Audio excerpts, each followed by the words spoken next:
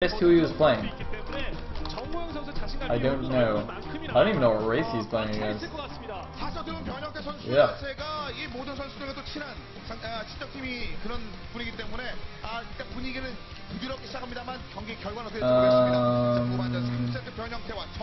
Can somebody tell me who's playing right now? Anybody who's like been following stuff on another stream? No? Anybody? Alright, whatever. I'll just wait till the game starts. Bbyong versus somebody from Air Force Ace.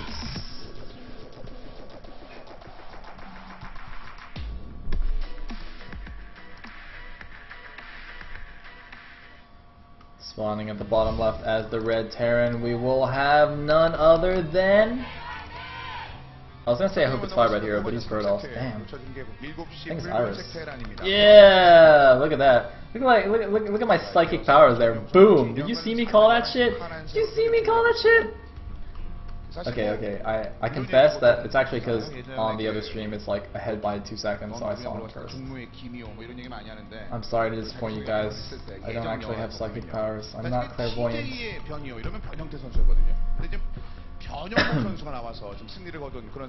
Anyway, alright, TVT on in 2.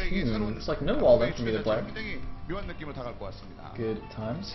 And of course, if Iris wins this game, then we will go to an ace match. If Bbyong takes out Iris, then the match will be over in CJ's favor. Now here's the thing. Okay, here's the thing. See, CJ already won with someone called Bbyong, and now they've got a guy called Bbyong. He's got like an extra B in his name, so I'm like really scared for Iris right now.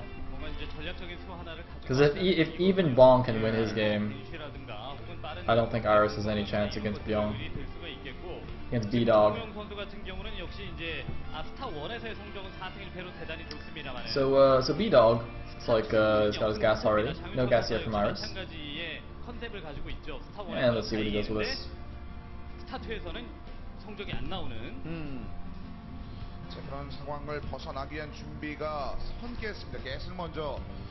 Looks like Iris is gonna go for a 1-rack expansion. It's interesting because Iris, he's the Berserker Terran, right?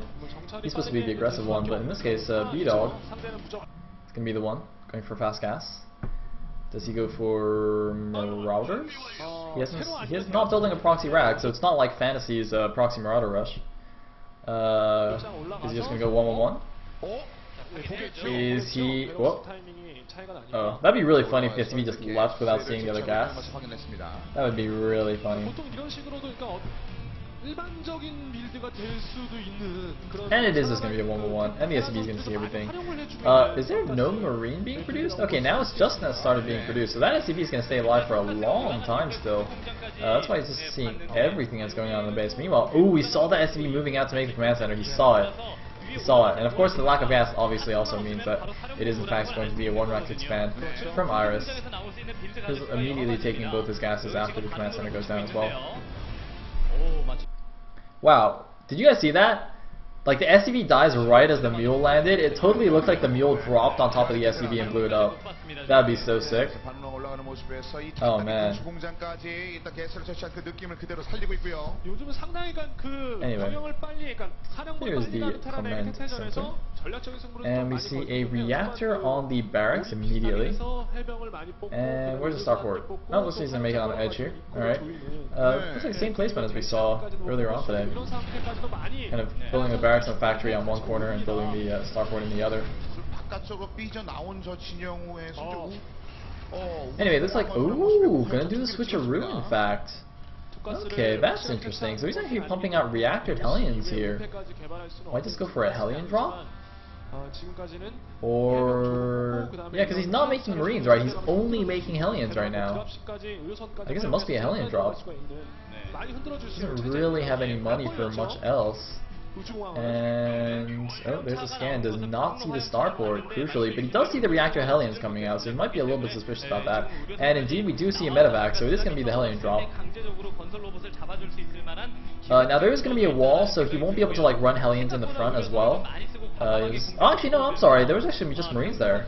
Oh, wow. I thought Iris actually walled that off after, but no, he just got like a line of Marines there faking, pretending to be a wall on the minimap. So actually, this is going to be very dangerous.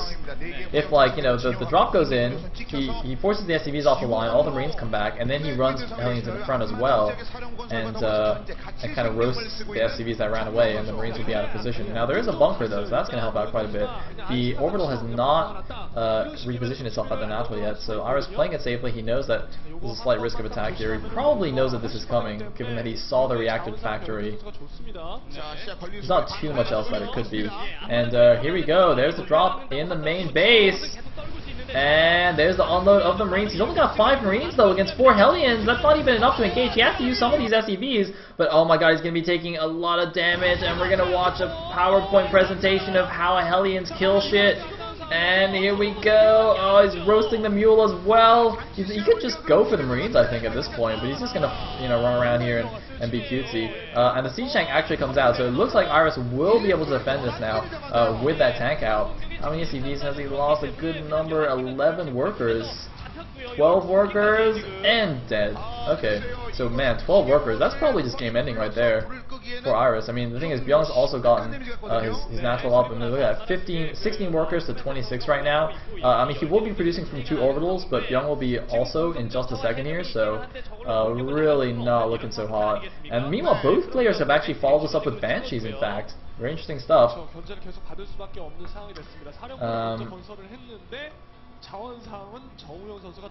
And I mean, look at this. Iris, he's not repositioning his orbital. I think he should just go and take his natural. He doesn't seem to realize that Bbyong is actually expanded behind this. Like he seems to be slightly concerned that this is just going to be a follow-up all-in or something like that. Or I'm not really sure. But I mean, the thing is, when you're this far behind, you really need to start taking risks to come back. You can't just like play super safe and super standard. Then you just, you know, stay behind or fall further behind. You just have to take risks like this. Just kind of hope that he's not going to attack you and just expand.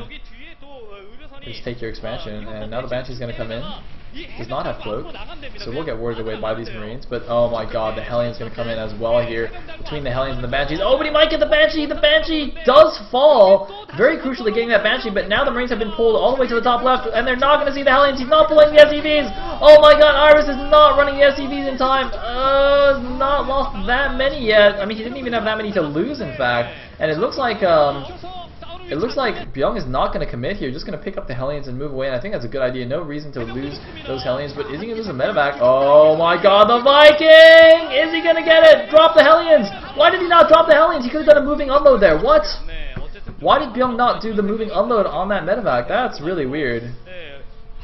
So losing all of the remaining Hellions in that medevac, and now he's kind of lost his attacking potential here. He doesn't seem to have that many units behind. He's got, you know, a handful of Marines and a tank and a Viking, but there goes all the harassment, basically. It looks like, meanwhile, Iris also lost his Banshee. I'm not really sure what happened to it, because he just ran in and killed a few SCVs and died. But actually, the work count is evening out now. 25 SCVs for Iris to the 28 of Bbyong. Looks like Bbyong might have missed a couple of rounds of SCV production while he was microing around. And of course, also, because the second orbital was faster for Iris anyway, even though he lost a lot of SCVs, he had, you know, the double mules and the double SCV production for a little bit there. So, yeah. Anyway, it's like Iris trolling around with a Viking, does not want to get dropped again. Looks like 9 workers lost to 20. So actually, it looks like the Banshee of Iris did a good job as well in evening out the score there. While we were too busy looking at the Hellion drop, Iris's Banshee did a very good job.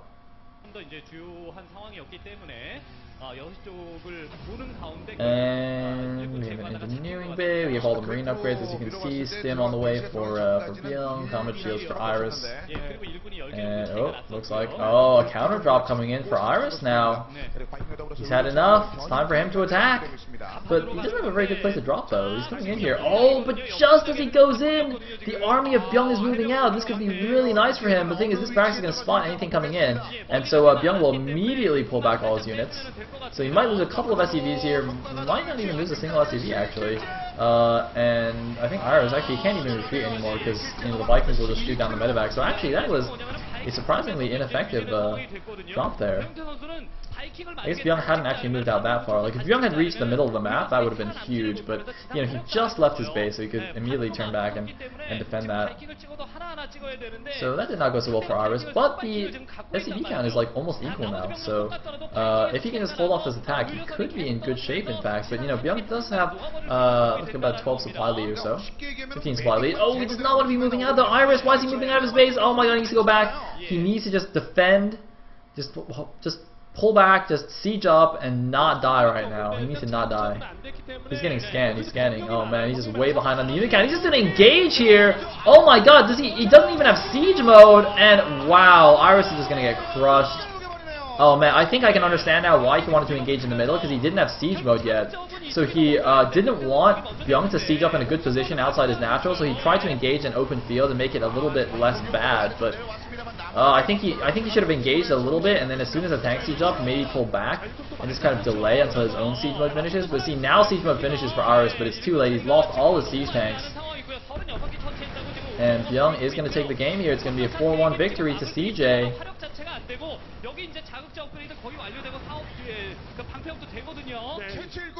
And, well, I mean, that is that. Iris not going to leave the game for a while because, you know, it's a must-win situation. He's an Air Force Ace player. He's going to, like, counter-drop. He's going to drop to intercept reinforcements like a boss. Look at that. Yeah, micro those Marines, man. Micro that Marine. It's like Jim Raynor. GG! And Bbyong closes out the series. CJ Entis takes it. And so we're going to have a couple hours break before OSL starts. Yeah, Bakuryu shows up. See, I told you guys Bakuryu would show up. Ha! I win.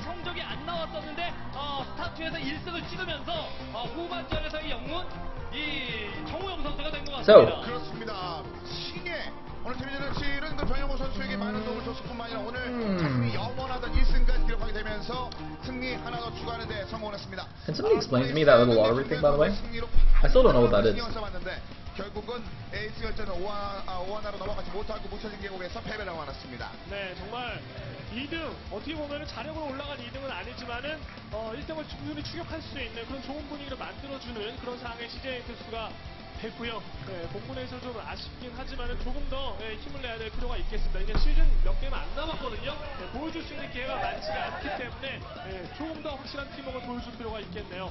특히나 CJ 입장에서도 지금